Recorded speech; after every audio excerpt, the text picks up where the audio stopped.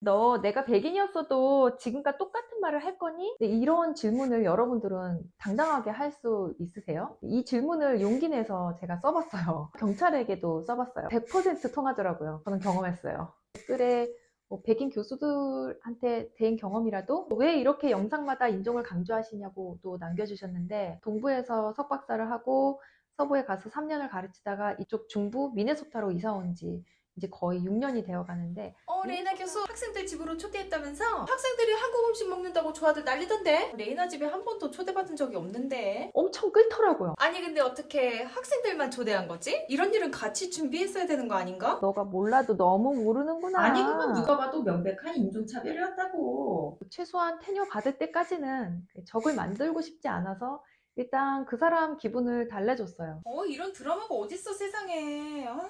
그게 미팅에서 할 얘기야? 신경 쓰지 마. 이제 와서? 저는 고맙지가 않더라고요. 아무도 믿고 싶지가 않아졌어요. 미국 대학에서 가르치는 교수들도 인종차별을 경험할까요? Yes? No? 잘 모르겠다? 영상을 보고 계신 여러분들은 어떻게 생각하시나요?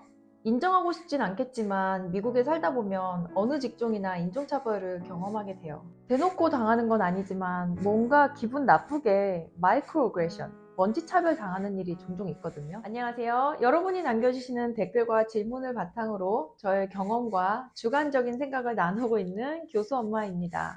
박사학위를 딴 교수들도 인종차별 경험을 해요. 그런 얘기를 왜 굳이 나눠? 창피하지도 않아? 자존심 없어? 불편하지만 우리가 경험하는 것들을 많이 나눠야 앞으로 일어날 수 있는 당황스러운 일들을 예측하고 대비하는 데 좀 도움이 될 것 같아요. 그래서 제가 나누기로 했답니다. 우선 결론부터 나누고 이 케이스로 인해서 제가 배운 점들, 그리고 궁금해 하실까봐 무슨 일이 있었는지 그 상황을 나눌게요. 여러분이 저였다면 그때 어떤 기분이었을지, 어떻게 대처했을지 댓글에 남겨주시면 우리가 서로 공감하고 배울 수 있는 좋은 기회가 될 것 같아요. 사실 너무 애매모호해서 이걸 인종차별이라고 보기에는 좀 클리어하지 않은 케이스였거든요. 근데 계속 기분이 나쁘고 불편해서 결국 교수회 회장이랑 상담까지 했었답니다. 우선 결론부터. 상담 후 내린 결론은 너가 몰라도 너무 모르는구나. 아니 그건 누가 봐도 명백한 인종차별이었다고. 그래 네가 백인이었다면 이렇게 불편한 상황까지 가지는 않았겠지. 인종차별인지 아닌지 애매모호할 때가 많잖아요. 그럴 땐 이렇게 꼭 물어봐야 돼요. 내 자신에게도 그리고 상대방에게도. 이 부분이 핵심이에요. 아니, 내가 만약에 백인이었다면 그 사람이 나한테 그렇게 말했을까? 아니, 내가 만약에 백인 남자 교수였으면 그 학생이 나한테 그렇게 똑같은 행동을 했을까? 그걸 물어보면 돼요. 내가 백인이었으면 당연히 이러지 않았겠지. 그런 답이 나오면은 인종차별이 맞는 거예요. 너 내가 백인이었어도 지금과 똑같은 말을 할 거니? 내가 백인 남자였으면 너 지금하고 똑같은 행동을 할 거냐고.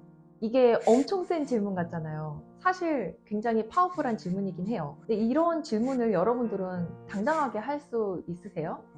이 질문을 용기 내서 제가 써봤어요. 골프장에서 학생들에게 접촉사고 있을 때, 그리고 심지어 경찰에게도 써봤어요. 근데 100% 통하더라고요. 바로 꼬리를 내리고 사과를 한다든지 즉시 자세가 달라지는 거 저는 경험했어요. 그러니까 아주 위험한 상황, 그러니까 총기 같은 무기가 관련된 상황이 아니라면은 이 질문 딱 하나로 상황이 정리가 되더라고요. 여러분도 기분 나쁜 일을 당할 때 용기 내서 한번 써보세요. 근데 이 질문을 아무 때나 남발하면 안 돼요. 그럼 카드 쓴다는 말 듣거든요. 무식하고 무대포라는 소리밖에 못 들으니까 내 자신에게 먼저 물어보고, 인종차별임이 확실해, 이런 상황일 때 그때 물어보면 확실한 효과가 있더라고요. 배운 점, 제가 여기서 배운 점은, 첫째는 질투가 가장 큰 적이다. 말과 행동은 적당선에서 튀지 않게 최소한 그래도 테니어 받을 때까지는 모두가 동의할 만한 일만 한다. 낭중지추라는 말이 있잖아요. 내가 아무리 수기라고 해도 가끔 튈 때가 있잖아요. 특히 우리는 한국에서 교육을 받았기 때문에 여기 현지 사람들이 생각하지 못했던 그런 기발한 아이디어가 날 때가 있단 말이에요.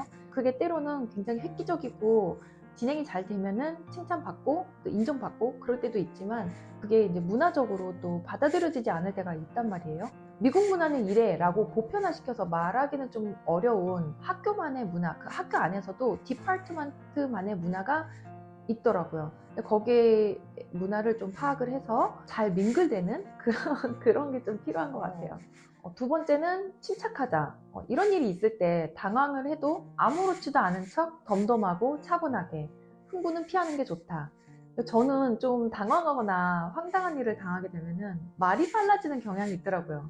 그래서 의도적으로 숨을 한번 고르고 단 1초라도 잠적의 시간을 주고 말을 천천히 하려고 노력을 해요.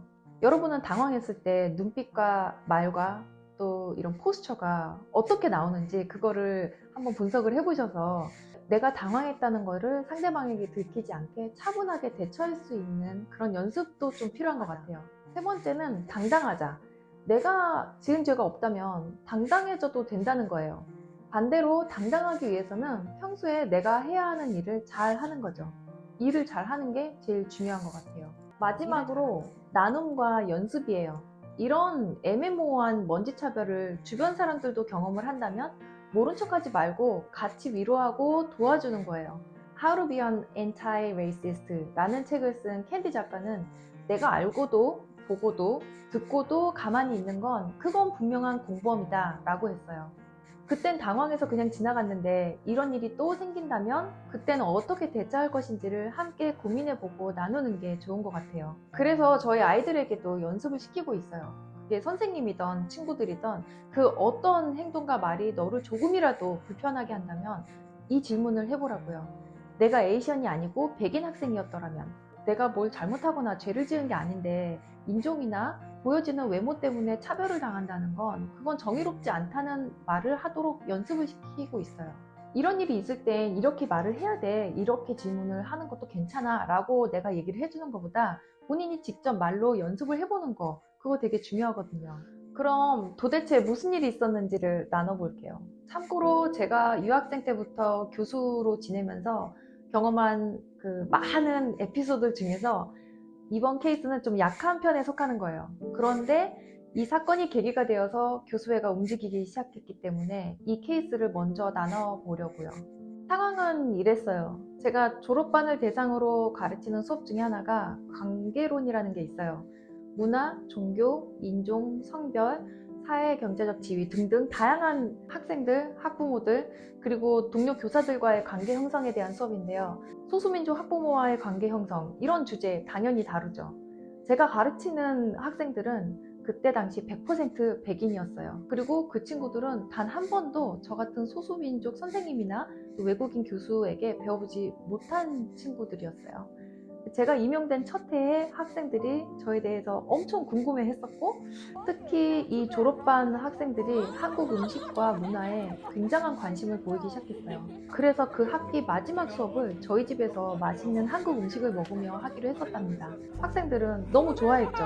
흥분해서 다른 수업 시간에서도 떠들어댄 거예요. 근데 같은 과 교수가 이 말을 듣고 저에게 와서 한다는 말이, 레이나 교수 학생들 집에 초대했다면서? 학생들이 한국 음식 먹는다고 좋아하던데? 근데 어떻게 학생들만 초대한 거지? 난 레이나 집에 한 번도 초대받은 적이 없는데. 이런 일은 좀 같이 준비했어야 되는 거 아닌가? 이 일이 복도에서 있었거든요. 제 영상에 자주 등장하는 그 제 연구실 바로 앞에 있는 복도예요. 그게 이렇게 넓은 공간이 아니잖아요. 피해갈 수도 없는 공간이고, 제가 나오려고 할 때 그 교수가 제 앞에 서서 이렇게 따다다다 퍼 부은 거예요. 제가 학생들을 우리 집에 데리고 와서 뭐 먹고 놀자 그런 것도 아니었고 마지막 수업을 우리 집에서 하는 거였거든요.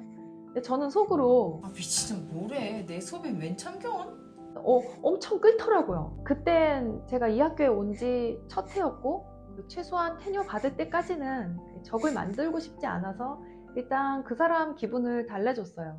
그거 내가 미처 생각을 못했네. 그렇게 느꼈다면 미안. 그럼 우리 다음 학기엔 같이 준비해서 팔록으로 진행하는 건 어때? 졸업생을 위한 파티, 그런 거 같이 해주면 좋겠다. 그렇게 일단 상황을 빨리 정리를 했어요.